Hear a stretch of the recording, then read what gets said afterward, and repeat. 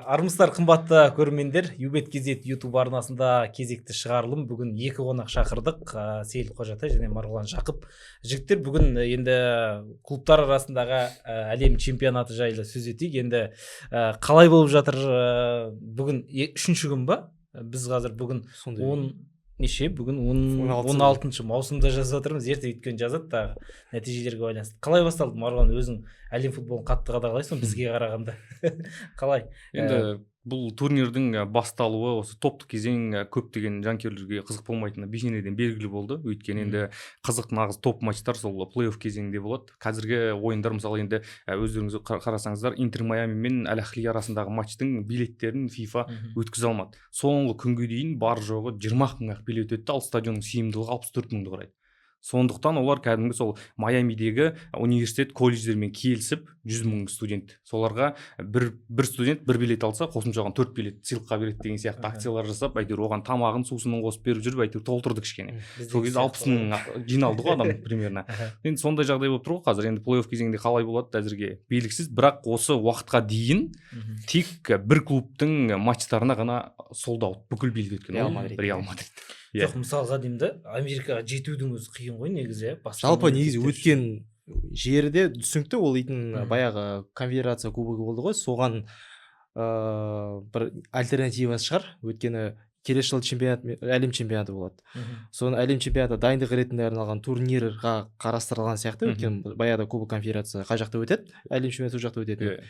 Не үшін ақш-та таңдады деген сұраққа жауап осындай сияқты берейін.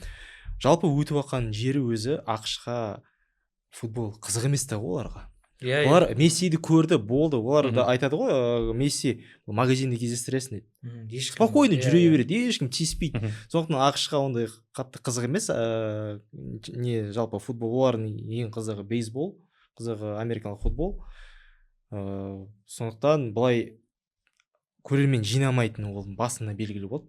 Осы қаңтар айында ма билеттердің бағасы $200-300 болса, қазір тіпті $4 сатып жатыр екен. Бірден 4-5 билет сатып алуға, $20 бірден 4 билет сатып алуға деген енді былай коммерциялық жағынан ақтамайтын болып тұр. Ақтамайды, олар план қойды. FIFA осындай жоспар қойыпты. Осы әлем чемпионатына 250 миллион табыс көреміз деп. Миллиардқа нені сатты, Дазонға правасын сатты, 250 миллион билеттен табыс табамыз деп. Соған қарағанда 250 миллион табыс таппайтын сияқты мұны қазіргі жаңағы кеше мынандай естідім, Ресейдің жаңағы спорт журналистері айтып жатыр да, осы мынау ақтамай қалды, мынау турнир ол белгілі ғой, ал келесі чемпионат мирада шертуі мүмкін дейді, FIFA ақша жетпей қалып тағы бірдеңке, сондай қиындықтар болуы мүмкін дейді. Сол мүмкін ба сондай шынымен? Енді оған дейін әлі 4 жыл бар.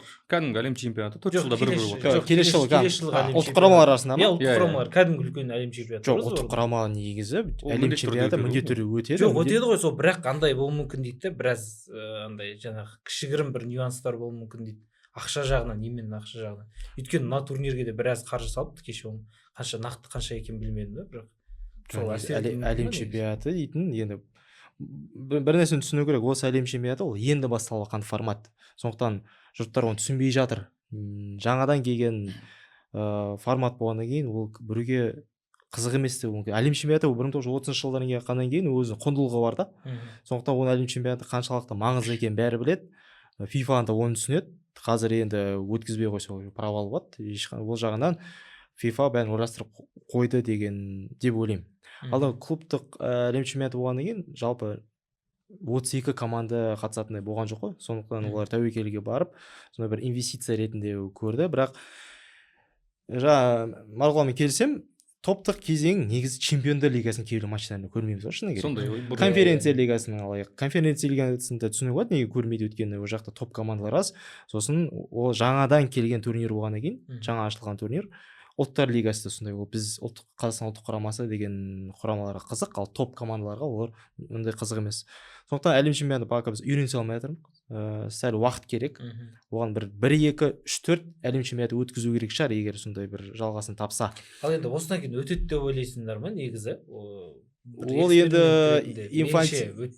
Инфантино егер қалса, бұл енді Инфантиноның өзінің жобасы ма? жеке жобасы десек те болатын шығар, өйткені жаңа байқағансыздар жазылып жатыр ғой, әлем чемпионатының трофейінде Инфантиноның 2 рет жазылған аты. Бұл Инфантино эксклюзивті турнирі. Бұл турнирдің авторы Инфантино деп 2 рет жазған екен, ортасына артына жазған. Сондықтан егер әлем чемпионатына дейін жаңа FIFA президенті келіп, ол бір революция жасамаса, бұл алып тастаймыз, басқа нәрсе ойлап табамыз, 32 команда емес, қысқартамыз, әлде жалпы атауын өзгертеміз деп сондай шешім қабылдамаса, былай ұзақ мерзімге арналған бір жоба сияқты ойлаймын. Басында енді әрине бір жағынан локацияны түсіну керек, ақш-қа жаңа айтып өтіп кеткендей қызық емес. Осы Европада өтсін мысалы. Тіпті Аргентина, Бразилияда өткен өзінде неге соны Европада өткізбеді екен, маған қызық. Әлем чемпионатына дайындық, стадиондарды тексеріп алу, атмосфераны сезіндіру. Жаңа айттым ғой, конфедерация сияқты ғой, тексеріп алу, жалпы ақш осыны үлкен дода өткізуге дайын ба деген бір тест сияқты деп ойлаймын. Ал жаман өтсе қалай болады десең? Жаман өтсе әлем чемпионатта бір ұсқынсыз болады деген сөз. Негізі шыны керек, әлем чемпионаты деген сен өз ұлттық құрамаға жанкүйер болу және клубқа жанкүйер болу деген бір екі нәрсе сияқты. Сондықтан келесі жылы сосын виза мәселесі де бар ғой. Осы жылы мен ондай ақпарат естіген жоқпын. Клубтық әлем чемпионатына орай кішкене жеңілдік болады деген нәрсе. Бірақ келесі жылы әлем чемпионатына жеңілдік болатын сөзсіз. 3 елде болады. 3 елге де бізге виза керек. Сондықтан оны қай мемлекетке болсын, бәріне жеңілдік болатын секілді. Бір жағынан қаржы жағынан, визалық мәселелер, сонда да келе алмай қалған жанкүйерлер бар шығар. Мысалы, Қазақстаннан да барсы келгендер бар шығар. Виза жағынан қиын болады. Мысырдан келетіндер, африкалық командалардан келетін оларға қиын болады. Негізі бар ғой, виза бізге қиын дейміз ғой Америка, бірақ басқа елдер бар ғой, мына жақта біздің Азияның басқа мемлекеті өте қиын екен, ана жақта бермейді кәдімгідей виза оларға строго, мысалы соларға қиын болатын сияқты. Келесі жылы енді бұл енді үлкен саясат қой енді былай айтсам, бірақ кімде Трампта Инфантино жақында Трамппен кездессе сол мәселелерді талқылаған деп ойлаймын. Келесі жылға енді әлем чемпионаты 4 жылда болатын дода, енді футболдағы ең потолок турнир ғой. Ол өз дәрежесінде жоғары дәрежеде өту керек. Соған бәрі атсалысатын сияқты. Бір жағынан ол дейтін елдің имиджі ғой. Ертең мысалы әлем чемпионаты ең провальный деген, ол Трампқа да керек емес. Трамп ақшта ең нашар өткен әлем чемпионаты деген ол кімге керек? Енді мына жерде кәдімгідей саясат болып кетті. 2018 жылы Ресейде әлем чемпионаты ең мықты деп осы уақытқа дейін айтады. Енді Трамп онда одан озып кету керек, былай қарап тұрсаң. Футболдан былай кетіп қалдық па? Енді Марғұлан, бұрынғы формат қалай еді, сол дұрыс деген сияқты көп жанкүйерлер кеше мен сонда көп пікір естідім. Жоқ, енді бұрынғы формат ешқайда кеткен жоқ, қалды сол күйі. Бірақ ол атау өзгерді. Құрлықаралық кубок ол сол күйі қалды. Кәдімгі чемпиондар лигасының Либертадорос, Африка чемпиондар лигасы, Азия чемпионаты, олар өздерімен өздері сол 6 команда ойнай береді сол күйі. Бірақ енді бұл жаңадан өзгертілді. Сондықтан бұл жерде енді кейбір клубтар арасындағы әлем чемпионаты керек емес, 32 команда не деген сұмдық, 10-дан 0 дегендей. Бірақ енді егер сондай мүмкіндік берілмесе, мысалы Окленд Сити сияқты, мысалы басқа да Сиэтл сияқты командалар қайдан пайда табады, қайдан олар көрермен жинайды, қайдан олар өздеріне жаңа ойыншылар әкеле алады. Бұл олар үшін мүмкіндік керек осындай турнирлер, керісінше. Мысалы енді Океаниядан қатысқан команда осы турнирге келген үшін $3.58 миллион алады. Оның өзі кәдімгі Окленд Ситидің бір 2 жылға жететін қаражаты ғой, өйткені ол негізгі командасы жоқ. Клуб мысалы $150 сондайдан ғана береді екен келгендер үшін ойыншыларға. Енді оның қатарында мұғалім бар, инженер бар, жаңа қоймада істейтін жігіттер бар, неше түрлі сондай өңкей жартылай кәсіпқой клуб қой. Сондықтан ондай клубтарға дәл осындай турнирлер ауадай қажет, өйткені олар өмір сүру керек, болашағы бар, ақша табу керек деген секілді.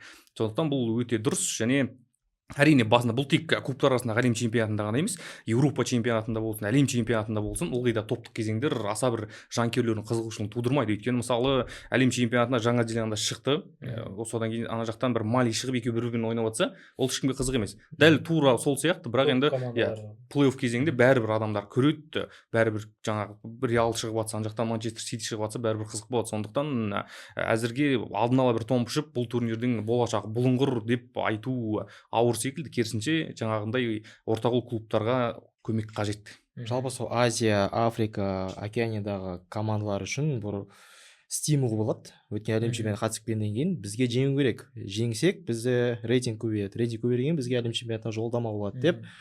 Жалпы UEFA дамып кеткен ғой енді. CONMEBOL дамып кеткен, CONCACAF жалпы дамымай қалған конференцияларға солардың футболын көтеру үшін арналған бір турнир сияқты. Оларға да кішігірім не болады, стимул болады. Сосын жаңа Окленд Сити бір қызық айтып кететін жайт. Дилан Маникум деген ойыншы қазір Окленд Сити ойнап жатқан, кеше Бавариямен ойнады 10-0. Былтыр Өзбекстанда өткен әлем чемпионатында Жаңа Зеландия командасы капитан болған. Футзалдан ба? Футзалдан бізге қарсы ойнады. Топтық кезеңде біз Жаңа Зеландиямен кездестік, 10-0 жеңдік. Оларда да 10-0 жеңеміз. Кеше де оларда 10-0 жеңген қалды. 10-0 деген жазылып қалды. Оны сол үйреніп қалған сияқты. Сондай қызық жайттары бар. Сосын жаңағы полупрофессионалдар, соларға да бір сондай деңгейде ойнау деген оларға да. Жоқ, кеше деймін енді Баварияға қалай ол 10-0 дейді. Мен бірінші тайм 6-0 болып жатқан кезде ойлағанмен бір. Жоқ, негізі сондай Кубок конфедерации, чемпион ешкім айтпай ма енді? Кубок конфедерации сондай жаңағы осындай турнирлерде ондай кездесіп тұрады. Қашан еді осы Испания Таити ойнаған кезде 10-0 деген есептер болды ғой, Кубок конфедерации. Әлем чемпионатында енді ондай аз матч болатын еді ғой, сондықтан ондай кездеспейтін шығар, бірақ еуропалық командалар тек қана жартылай финалда ғана кездесетін еді. Сондықтан ондай есептер. Мен таңғалдым да, еще тоқтамайды ғой, әлі нападить етіп. Енді салмайын десе қорғаушылар мүмкіндік беріп жатыр. Оларға да бір жағынан Баварияға да жақсы болған шығар, келесі бірінші матч қой. Әрі қарай ертең плей-оффқа шығып жатқанда оларға обкатану керек та, уже ойналып дайын тұру керек. Бірақ енді ойын. Оклендке де мысалы бір шетінен тиімді ғой, ел танып жатыр, көпшілік енді Окленд деген кейбір адамдар білгенде жоқ қондай клуб бар екен. Оның үстіне жаңа ішіндегі ойыншылар, мысалы жаңағы Маникум деген ол сұмдыққа футзалдан жаңағы Жаңа Зеландия құрамасының сапында ең көп матч өткізген ойыншы ғой кәдімгідей. Кәдімгі абыройы бар футзалда. Аңызы былай біз 7 жыл ойнап футзалдан аңызы, кәдімгі капитан. Бірақ қазір Оклендте ойнап жүр 2017-те. Бір жылда 2 әлем чемпионы көріп. Бізде де андай минидағы балалар жіберсе айтып футзалдағы ойнай ала ма? Жоқ, негізі үлкен футболға барсақ сол қалай болады екен, маған қызық мысалы. Сұраған негізі, бірақ футзал қиынырақ футболдан қарағанда. Футболда сенде футзал ойыншылар айту бойынша, олар сендерде пространство бар. Сен алысқа келіп жылдамдық аласың. Футзалда сен ол жақта уақыт болады футболда. Сен футзалда бірден динамика да. Сен тоқтатасың, 2 секунд ол жақта көп уақыт. Ал футболда сен 2 секунд. Негізі біз сол жігіттерге ұсыныс тастап көрсе негізі барам екен, қалай ойлайсың? Біз әлем чемпионатына кім апарайын деп жатырсыз? Жоқ, әлем чемпионаты емес, бір ортаңғы командалар бар. Жаңағы хотя бы енді Ұлытау деген сияқты бір командаларға барам екен, негізі айтып көрсе, ұсыныс тастаса. Бұл жерде енді жаңағы Маникумдардың бәрі амалсыздан барып жатыр оларда. Ойыншы жоқ қой жалпы. Табыс көзі жоқ. Мысалы тек мини футболда ойнап жүріп ол миллионда баламайды. Ол қосымша ол инженер болып жұмыс істейді жаңағы. Сондықтан жаңағы клубта ойнайды, табыс алады, мини футболда ойнайды, ақша алады, инженер болады. Соның бәрін құрастырған күннің өзінде әйтеуір күн көрсін көріп жүрді. Ал мысалы бізде футболдағы адамды футзалға апарайын десең, зачем маған қиналып дейді ғой, онсыз да мына жақта алып жатырмын айлық миллиондап, екі жақтан басымды ауыртып не істеймін деген сияқты. Сондықтан ол амалсыздан барып жатқан дүниесі да. Енді бізде кәсіп қойлар ойыншылар. Ол жақта әуесқой болғаннан кейін мына жақта да ойнай береді, мына жақта да ойнай береді. Сондықтан біз сияқты ғой, бақ лигада футболда ойнайсың, футзалда ойнайсың дегендей. Жақсы, енді уақыты келесі бағананы көріп ойланып қалдым да, келесі енді әлем чемпионатында келесі жыл қиын болады сияқты негізі. Енді бізде болельщиктер жайды енді ұйқысын қиып тұратын шығар, бірақ андай телевидениеда мысалы Казспортта комментаторларға қиын ғой. Кеше Әлімжандар 7-дегі ма таңғы эфирге бара жатыр ғой. Бұл жаға енді ставкасын көтеру керек сияқты ойлаймын. Таңғы 3-те 4-те комментаторы көтеру керек. Таңғы 4-те сен семьяң тастап барасында соны жүргізесің. Көріп жатқан біреу болса ғой мақұл. Түнгі 3-те 4-те кім көреді? Бар шығар көріп жатқандар. Бірақ 4-те 5-те 7-те жұмыс істеу деген ол неге есе қиын. Ана Копа Америка өтті ғой, соңында солай болды. Копа Америка жүргізгендер бар ма? Соны көргендер бар ма Копа Америка? Мен жүргіздім ғой. Соң жағын көрдік қой. Жүргізгендер ғана көреді. Сағат 6-да. Жоқ, жалпы Аргентина ұлттық құрамасының жанкүйерлері Мессидің дейші. Мессидің фанаттары ша көрген. Жалпы Копа Американы бізде Қазақстанда көбісі көре бермейді. Бірақ әлем чемпионаты болғаннан кейін қандай уақыт болмасын бәрі көретін шығар. Бір жағынан жазда болады да, жақсы. енді бірақ былтыр андай болатын сияқты ше, мысалға жұмысқа барасың ғой, кейбір енді 7-8-ге тура баратындар бар. Жұмыста көре бересің. Ұйқылай, бір ай ұйқылай болып жүретін сияқты негізі ше, бүкіл сонысымен қызық қой Қалып футбол қалды. деген. енді ол Отпуск алу керек болмаса. отпуск алу керек сияқты. уақытын реттеп қояды ғой. Мысалы қазірдің өзіне қарап жатсаңдар 0-де, яғни түнгі 12-де нормальный Топ матчтар, матчтар, қызық иә. матчтар. Содан Бір кейін алдын. 21:00-де жақсы матчтар. Одан кейін 3-те, 5-те дегендер ол қарапайым жай. Ботафаго, жаңағы Окленд деген сияқты неше түрлі командалар қойып қояды. Оңтүстік Америка, солтүстік Америка командаларға ыңғайлы болу үшін сондай уақыт қояды. Өздері үйреніп қалған ғой сондай уақытта. Олар ондай уақытты көре береді. Оларға ыңғайлы. Ботафого бізде көп көреді деп айта алмаймын. Иә. Енді еуропалық командалар бізде көреді, сондықтан Еуропаның уақыты бөлек, Американың уақыты бөлек, соны Біз үшін ыңғайластырып қоятын қиын сияқты. емес. 20:00 мен 00 ғой біздікі көретін Иә. матчтарымыз. Қалғандары енді Біз қазір 1 сағат жылжып, сұмдықтар көрмесе. 1 сағат жылжып кішігірім Иә. жеңілдеп қалды негізі. Әлем чемпионатында солай жасайды ғой, иә, демек, иә. Оны 12-де жалпы футболға деген футболға қызығушылық осы Еуропада ғой ең маңызды. Иә. Кәдімгі жанкүйерлердің көпшілігі. Сондықтан орталық Еуропаның уақытымен ыңғайластырып Ең рахат Азия шығар, иә. Жапондар, Қытай. Былай кетсе де, былай кетсе де. Былай кетсе ыңғайлы, былай кетсе де ыңғайлы. кез келген уақытта. Былай келсе таңда көресің, Иә. былай келсе Кешке түсте көресің де. Ана футболистер қатысып жатқан мысалға қалай ауыр тиіп жатқан жоқ Вот екен? мен аяйтыным осы жерде футболшыларды ғана аяймын. Соны айтамын да. Жаңа күшті, иә, революция болып жатыр футболда, 32 команда бірінші рет болып жатыр. Футболшылар ойлайтын бір адам бар ма осы жерде тұрып? Ей, тоқтап қояйық, шамалы азайтайық, футболшылар демалсын. Бұрын дейтін майдың ортасында, маусымда, максимум маусымның бірінен 5-не дейін бүкіл маусым бітіп қалатын еді. Июньнің де 1-нен 5-не дейін бүкіл маусым бітеді. Чемпиондар лигасын жауып өтіп сезон қорытындылайтын еді. Қазір чемпиондар лигасы мінекей жақында бітті. Әлем чемпионаты болады. Сосын үйлі предсезонка болатын еді. Қазір клубтық әлем чемпионаты болып жатыр. Бір 2 апта ғана демалатын шығар, демалса. Бірақ та ары қарай келесі маусым ол да бір плюс 70 матч. Ар жақтан енді футболшылар шулап жатыр, бапкерлер шулап жатыр. Бізді ойласаңдар, сендер базар жоқ, иә, дамытып жатсыңдар, ақша тауып жатсыңдар, футбол ма, бизнес па, білмеймін, қалай санасаңыз солай санаңдар, бірақ бізде адамбыз ғой, біз робот емеспіз. Сондықтан осы жерден бір минусы футболшылар қанша жарақат болып жатыр. Родри деген әбден футболист мысалы, соның кесіріне ғой. 1 жыл жоғалтып алды, жаңағы ауыр жарақат алып. Ертең Құдай сақтасын, егер әлем чемпионатында тағы 1-2 жарақат алып жатса, ертең олар мақұлына бітеді, әлем чемпионаты предсезонка басталады, дайындық кезінде бір өсіп қалады. Осы әлем чемпионатынан кейін жаңағы жарақаттар көбейетініне мен сенімдімін. Ондай нәрсе көбейеді. Вот жалғыз команда соны ойластырған Челси сияқты. Басында естеріңізде ма, былтыр қаншама бір 7 қақпашы алып, ойбай, ойыншылардың бәрін не істейсің деп 41 адам болды ма, қанша? Соны білген сияқты Челси осыны ойлаған сияқты, ертең әлем чемпионаты болады деп. Бәрін ойнатты, бәрі қазір дайын, ондай қатты травма да жоқ ол жақта. Сондықтан енді білмеймін, кімдер жаңағы чемпионаттар, жаңағы футбол федерациялар ойлану керек шығар. Лига кубогы деген керек емес трофейлер алып тастау керек па? Түсінемін, иә, Англияда ол өте құнды трофей да, бірақ сондай трофей басқа чемпионаттарда бар ғой мысалы. Сондықтан сондай нәрселерді азайтып, футболшыларға кішігірім демалуға бір уақыт беру керек сияқты. Былтыр ұлттар лигасына жылады, не керегі бар деді. Оған қоса әлем чемпионаты қосылып жатыр. Матчтар көбейіп жатыр. Бұрын дейтін бір маусымда 50 матч, 40 матч өткізетін, қазір 70 матч одан көп. Егер финалына дейін барса, еуропалық команда барады ғой, барса. Одан 75-80 матч өткізейін тұр ғой, сондықтан. Негізі осы таяқтың 2 ұшы бар ғой, бірақ өте көп болып кеткен жоқ па негізі? Топ матчтар жоқ, андай несі кетіп қалған жоқ па, қалай айтады? Қызығы қадірі кетіп қалған. Иә, баяғыда еді мысалы, естеріңізде ма, Манчестер Юнайтед Реал ойнаған кезде қатты күтетін ғой. Бір 5 жылда, 3 жылда бір рет болатын матч. Кәдімгідей күтесің, мынандай матч біраз болды көрмегелі. Бая тарихты ашасың, соңғы рет 2003-те кездесті. Баяғыда Реал мен Манчестер Юнайтед кездескен. Неге сол есім түскен білмеймін, бірақ қатты күтті ғой сол матч. Роналду Олд Траффордқа қайтып келді. Қазір қарасаң, соны матч бір 2 жылда бір рет болады, или жылда болады. Бір сапасы кетіп қалған сияқты. Саны көп, сапасы аз. Осы жағына келсем, жаңа чемпиондар лигасының жаңа форматы деп жатыр.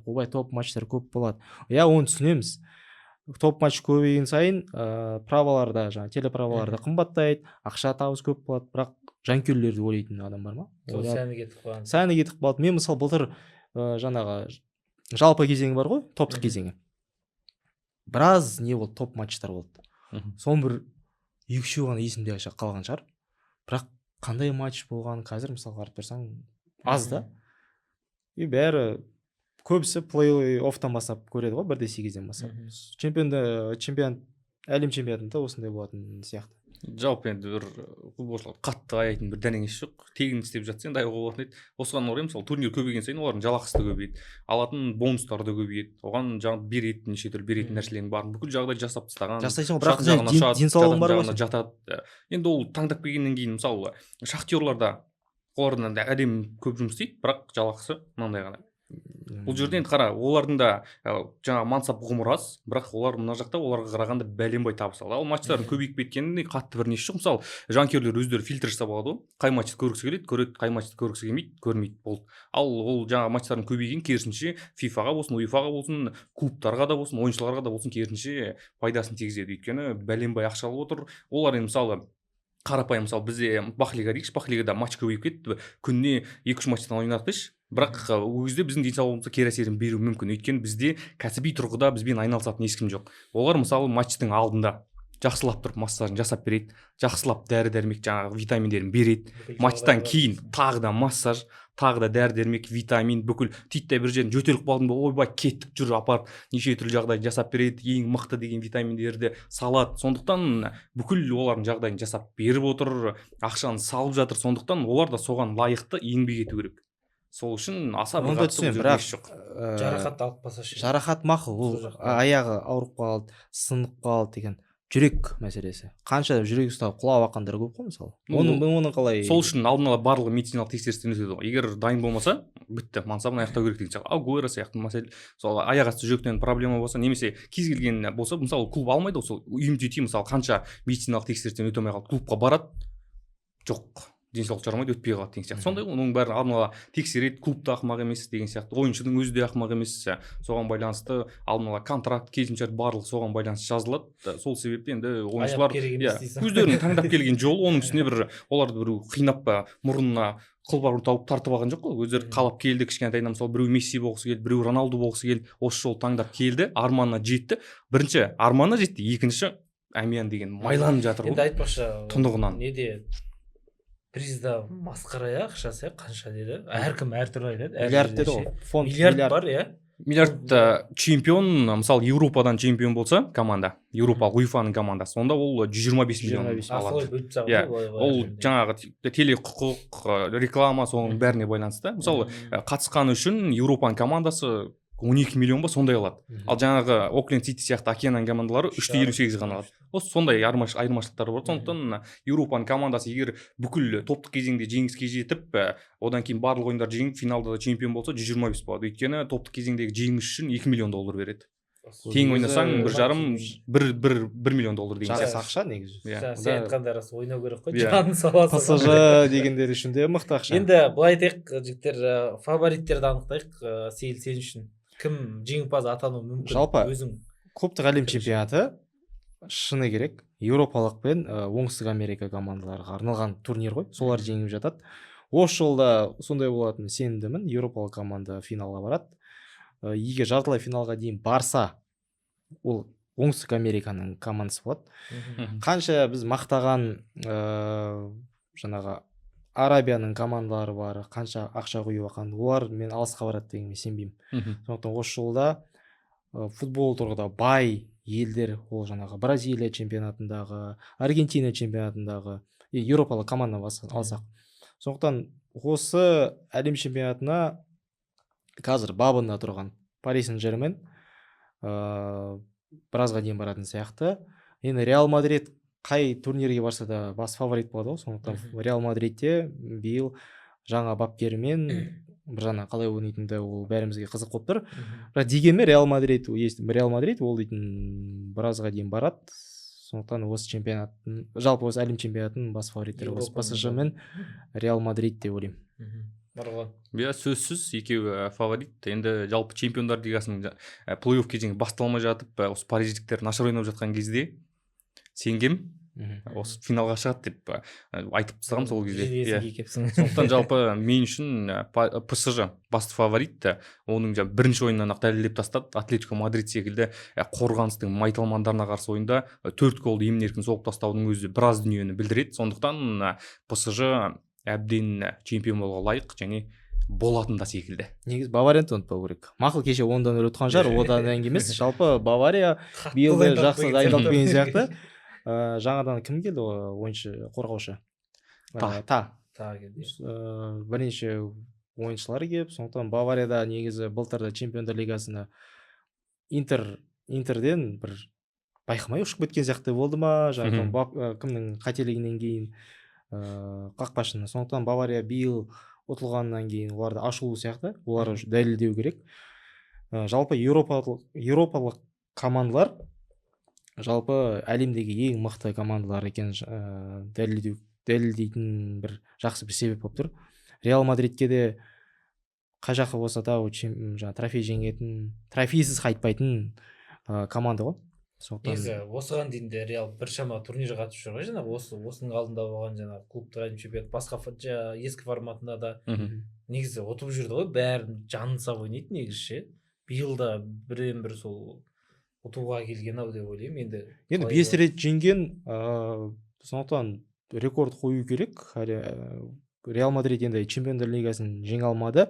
Чемпиондар лигасына аналог болып тұр ғой, клубтық әлем чемпионаты. Сондықтан Реал Мадридте осын жеңу деген мақсат қойып жатыр. Жалпы бәрі де қойып жатыр. Кейбіреулер мысалы жаңа финанстық, қаржылық интерес болып тұрған шығар. Бірақ Реал Мадрид, ПСЖ деген командалар, әсіресе ПСЖ-ға осы трофейді не болса жеңу керек деген мақсат қойып жатыр. Сол екі Бавария 3 команда кемде осы үшеуінің біреуі финалға барады. Бірақ бір жағынан мен оңтүстік Американың несін көргім келіп тұр, алысқа барған. Бока Хуниорс, Ривер Плейт. Топта қарайтын болсаңыз, группаны ше, сол 1-8-ге дейін ешқандай сол только Еуропаның ғана командаларға чемпиондар лигасы болып кетейін деп тұрғар. Негізі енді Барселона көп нелер түсінбей жатыр да, жаңағы. Кеше телеграмма салған кезде де Барселона қайда? Барселона соңғы рет чемпиондар лигасы қай жылы жеңді, соны естеріңізге алыңдар. Қашан? 2015. 15. Мен өзі универ оқып жүрдім. Сондықтан 10 жыл өтіп кетті. Соны түсіну керек қой. Интер неше рет шықты? Соңғы 4 жылда 2 рет шықты. 2 рет финалға. Ол дейтін 4 жылда алынған рейтинг. Барселонада мүмкіндік болды шығатын. Соңғы ол үшін Атлетико чемпиондар лигасының қателеспесем сол плей-офф кезеңіне шықпай қалу керек болды. Өйткені сол кезде Барселонада рейтинг көбірек болатын еді. Былтырғы. Иә. Сол кезде шықпай қалса, сол кезде екеуі алайын деп тұрған. Соңғы матчта Атлетико тең ойнады ма, сондай бірдеңке болды, әйтеуір жолдаманы алып кетті. Сол кезде сөйтіп рейтингтен жоғары болды да, алып кетті. Әйтпесе негізі Барселонада соңғы сәтке дейін болған мүмкіндік шығып кететін. Ал енді таза командалар, 4 команда сол чемпиондар лигасын жеңген. Мысалы кейбіреулер түсінбейді, Челси мынау емен қалай жүр несін әлем чемпионатына дейші. Ол өйткені чемпиондар лигасын 2020-да ма? 21-де жеңіп алды. Сол үшін олар жолдама алды. Қазірдің өзінде мысалы ПСЖ қазір қанша қай жыл отыр өзі? 25 2030-дағы әлем чемпионатына ПСЖ жолдама алып қойды. 4 жылдан кейін. Жаңағы Азия чемпиондар лигасын жеңген Әл-Ахлиде соған бар, алдын ала жолдама сөйтіп ақырын жинап ала береді. 2030-да бола ма? 29-да? Иә, 29-да. Просто 25 деп ми қуып кеттім. Қай жылда отырмыз деді. Сол бір жағынан сосын Ливерпульдер келмеген, көбісі неге келмейді? Зальцбург неғып жүр дейді. Сонымен әлі түсінбей жатыр, шынын керек көріп ғой. Зальцбург түсінген бойынша Францияның 2 команда бар да 1 команда шықты. Соның сол екінші Лион болды ғой, қателеспесем. Лион дейтін рейтингі Зальцбургтен төмен болды. Әр елден 2 максимум. Бірақ ол елдің командалары мысалы чемпиондар лигасынан Англияның қатарынан 4 жылда да 4 команда жеңіске жетсе, мысалы Англиядан 4-еу қатысатын еді. Екі команда жеңді ғой. Сондықтан Манчестер Сити мен Челси солай жолдама алды. Ал Ливерпуль рейтингте жоғары болған күннің өзінде Англиядан 2 команда уже шығып қойғаннан кейін оларда мүмкіндік жоқ. Ал енді Франциядан жаңағындай ғой, рейтинг жағынан Зальцбург Францияның басқа ПСЖ-дан бөлек командаларынан жоғары болды, өйткені чемпиондар лигасында жылда ойнап жақсы Ол рейтингтер енді жинап барса алды. қандай сияқты жаңа сен айтқандай демалып бір андай жақсы бір ми тынықтыратындай сондай. Иә, Жапония мен Оңтүстік Кореяға барады ғой, оқу-жаттығу жиынына. Демалып қайтады. Оғанға дейін басқа командалар уже демалады ана жаққа барып Иә. предсезонка өткізіп Барселоналар былай барып. жақсы бір жағынан сол не сияқты иә жаңағы оқу жаттығу жиынға бір көңіл замена сияқты ғой, басқалары бір тур жасайды ғой, мысалы Реал Мадрид деген командалар. Сол қазір уже тур дайын тұр, тегін бәрін істеп берді, FIFA істеп берді, барып тек қана дайындалу керек. Одан кейін тағы тур өткізеді олар бәрібір. сонда да Қайтадан ақшқа келеді. енді кім өткенде Аль-Ахлидің ойынын айтамын да, сен көріп келдің ғой Роналдоның ойынын барып. Аль-Наср. Иә, Аль-Насрдың ойыны. Жоқ, жалпы енді Саудияның ойыны. Енді әлсіз иә, мүлдем әлсіз де. Жалпы иә, Роналдолар не үшін жүрмін, қайда жүрмін дегендей бір көрсеткісі келеді да, бірақ көрсетуге болмайды. Әйтпесе оны қанша папарацци тұр, бірақ түрінен көрініп тұр, анау баяғы командасылар емес, баяғы партнерлер жоқ. Жалпы деңгейі КПЛ деп қатты кетіп қалатын шығар, бірақ КПЛ-дан қатты асып бара жатқан дәмі жоқ. Командалары ойнайтындар. Бірақ енді жағдай жасап қойған иә. Жағдай иә, стадион тамаша, шоу деген бәрі өлтіреді олар дейтін. Ойыншылары, жалпы телетрансляция бәрі былай жоғары деңгейде. Бірақ ойыны біз ойын бойы әйелмен бардым, Роналдоның қатты фанаты. Басында шыққан кезде, разминге шыққан кезде көрдік. Ойын басталған кезде көрдік, ары қарай телефонды бидай отырдық. Қызық емес ойын.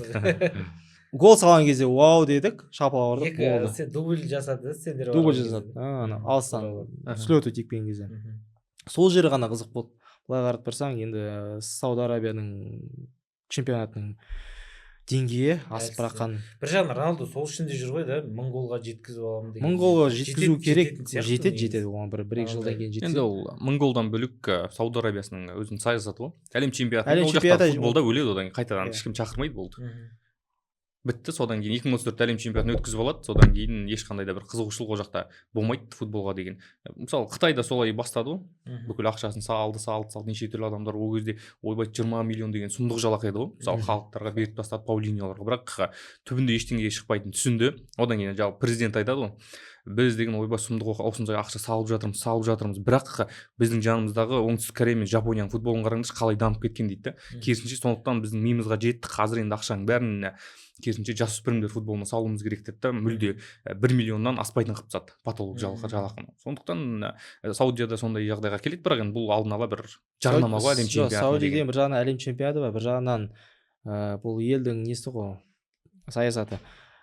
Бұрыннан жабық болды ғой Сауд Арабия. Қазір ашылып, туристический виза бере бастады. Туристтері шақыра бастады. Бір жағынан сол туризм некесіздерге тұруға рұқсат берді Роналду сияқты. Туризм дамыту бір жолы сияқты. Енді футбол арқылы дамыту ең тез дамыту жолы ғой. Сондықтан оны көріп жатырмыз, жемісін беріп жатыр. Қаншама деген жаңағы өткен стадионда, Сауд Арабияның чемпионатының стадионда негізінен туристер келіп жатыр. Қытайлықтар көп келеді. Негізі арабтар бармайды иә. Арабтар көп емес келеді иә. Бірақ қатты қызықпайды. Басында бум болған шығар, иә, Роналду енген кезде толды стадион, бірақ қазір стадион бір екінші таймда ғана толды. Көбісі келетіндер туристер. Сондықтан ол туризм дамыту жағын бір жол болған сияқты. Иә, оның үстіне неге Азияда болады ғой, кәдімгі қалашық жасап жатыр. Сауд Арабиясында кәдімгі қысқы спорт түрінен Азияда соған қалашық салып жатыр. Соның өзі енді кәдімгі адамдардың қызығушылығын ояту ғой, елге деген. Ал енді чемпионат мира болса, ол кезде Катардағы сияқты жылжытатын шығар, иә, бір күзге қарай, иә. Әйтпесе жазда дейтін. Бір жағынан FIFA-да жақсы болды, Катар өткізген, олар не бар, тәжірибе бар. Қыста өткізуге болатын бәрі көз жетті. Күндізбен сәл жылжытады, жазда ойнайтын, жазда жаңағы FIFA күнтізбесін кішкене жылжытады. Оны күзден жазға ауыстырады. Күзде уақыт болатын. Біз 22 жылы естеріңізде біз Ұлттар Лигасы ойнаған кезде жаза бастадық қой. Қатарда 4 матч өткізіп, сондықтан Қатарда Сауд Арабияда сондай болатын сияқты. Бірақ ол еуропалық үшін минус та.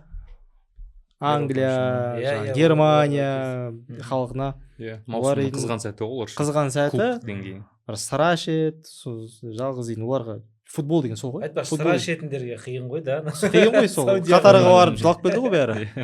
атын айтпай ақ қояйын десе Иә. Кімнің жылағанын деші. Екі адам бір жылады деші Иә. жерде. сондықтан енді сол жағынан қиын болатын Иә. сияқты негізі Еуропаға біраз негізі не жазыпты ғой да УЕФА қандай өткен жолы тоже бір подкастта бір жерден оқып қалдым да неге қарсы Саудияда өтуіне ше негізі Еуропаның халқы жанкүйерлері сосын андай жаңағы нелер болады ғой делегация барады ғой негізі соларда біраз қарсылық білдірген екен негізі одан да бола берсін деп ше басқа бір Болады. Еуропа мемлекетінде. Ол қанша қарсы болса да ол болады, ол шешіліп қойған нәрсе. Мгм. Бұл жағынан енді қаржы жағында ойлау керек, фифаға да ол керек, Мгм. Сауд Арабияның өткізгені. Өйткені ол дейтін ертең ол жақта өткізгенде қанша инвестиция келеді фифаға. Сауд Арабияның қанша шейхтері бар. Оларға қанша қазір клубқа инвестиция жасап жатыр. Чемпионатын дамып жатыр. фифамен жақсы қарым қатынаста қазір. Сондықтан араб чемпионаттары, Арабия жаңағы сондай жерлерде өткізген, әлем чемпионатында ойнаған, оларға керек. Әлем чемпионаты неге 48 командаға көбейтер дейсіздер? Иордания, Сауд Арабия, Катар деген командалар ойнау үшін ғой.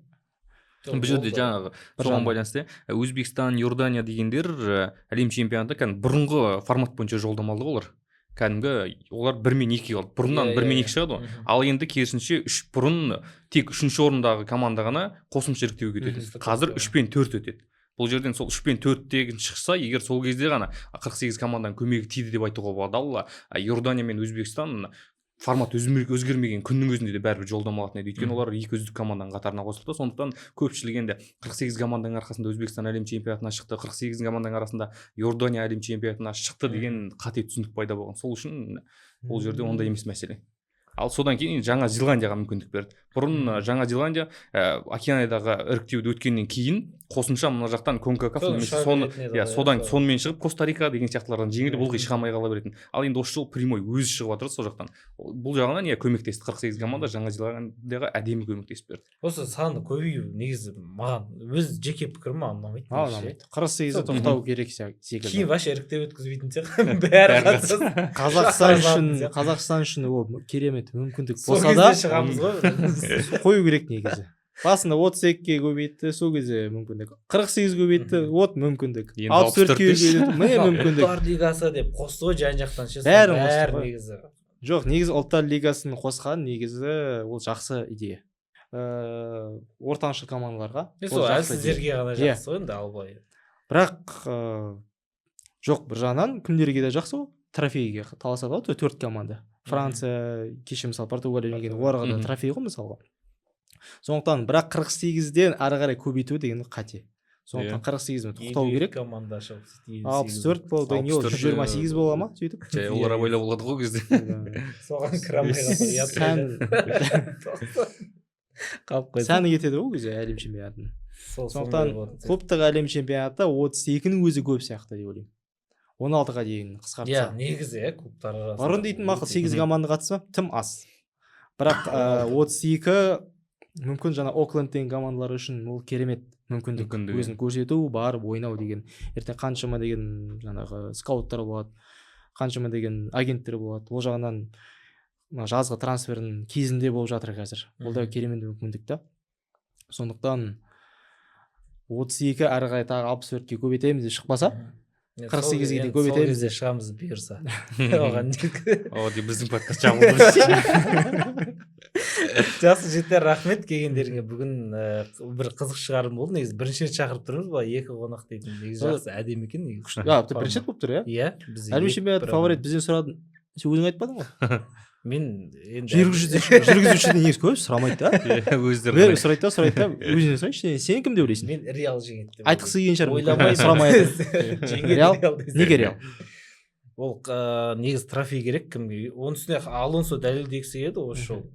Келесі трофей алған деген әдемі ғой. Ана командаларды көрдіңдер ғой, қандай командалар ойнатқан. Енді ары қарай енді жартылай финалда енді сол ПСЖ біреу тұсқап бір қатты нетпесе, жаңағындай қиын болмаса, а так қалған бір командалардан упор көріп тұрған жоқ қой. келесі айтыпты ғой кім жүгірмейді кім барын салмайды ренжімеңдер аттарыңа қарамайды деген ғой. несін өзгертіп жатыр ғана Схемасын ба? тактика схемасын полный өзгертетін сияқты негізі 4-3-пен вообще ойнап қолданбаймыз деген ғой, ондай керек емес деген. Реал 5 қорғаушы ойнайды деген ой Лопетегин кезінде ғана болған шығар сондай иә. 4 қорғаушы енді қазір дейтін керемет мүмкіндік та. Бұл жерден бір тексеріп көру керек шығар қазіргі командаларға, әлсіз командалардың ойнап көру керек. Тексеремін деп ұшып кетпесе ол. Реалдың бір жаманы шандай жеңіске жетіп нормально кетсе екінші фронтқа андай жастар жібере салады ғой. Көп сөйтіп үшінші сасақта ойнап жүретін кездер болады ғой. Сондай болып қалмаса енді әйтпесе Реал жеңу керек деп ойлаймын. Керісінше осы турнир экспериментке жақсы сияқты. Иә, Пайдаланып, сосын маусымға әдемі кіреді, Ла Лигаға дайын болып кіреді. Бір жағынан қазір мына команда әлем чемпионаты жаңа формат болғаннан кейін көбісі оны несін көріп тұрған жоқ. Құндылығын ше. Қазір ұшып кетсе де жарайды тек бүйтіп қала салады ғой. Басшылары жынданатын шығар неге жеңбедіңдер деп. Задача қойдық қой сіздер неге жеңбедіңдер. Қаржы жағынан. Ал былай футболшылар Чемпиондар лигасынан жеңе алмаған кезде уже финалда ұтылып қалған кезде жылайды ғой еңіреп. Иә, оның құндылығын біледі да. 56 жылдан келе жатқан трофей болғаннан кейін. Әлем чемпионы жаңағы ұлттық құрамалар арасынан 1930 жылдан келе жатыр. Оны жалпы трофейдің ең патологы шығар. Чемпиондар әлем чемпионы болу деген әр футболшының арманы. Бірақ клубтық әлем чемпионы болу деген әлі бір несі жоқ сияқты. Ертең ұшып кетсе де Реал ұшса да жарайды я мақұл деп қоя салатын бір трофей сияқты. Сондықтан уақыт керек, 5-10 жыл керек шығар. Сондықтан кішкене үйренісу үшін чемпиондар жалпы әлем чемпионы болу деген қалай екен, қандай сезім болады екен, жеңілу қалай екен, соның бәрі өткеннен кейін, бәрі сезінгеннен кейін ғана шынайы барын салып күресетін бір сондай бір трофейге айналатын сияқты. Егер ол әрине жалғасын тапса. Алғы енді 1-8-ден бастап, плей-оффтан бастап бір әдемі ойын болады дегенге. Енді жігіттер келгендеріңе рахмет. Қымбатты көрермендер, бүгінгі шығарылым осымен өз мәресіне жетті. Осы шығарылымның астында сілтеме тұр. Сол сілтеме арқылы өтсеңіз, бізде Юбет компаниясы апта сайын iPhone 16 Pro ойнатып жатыр және 30-қа қатысыңыз.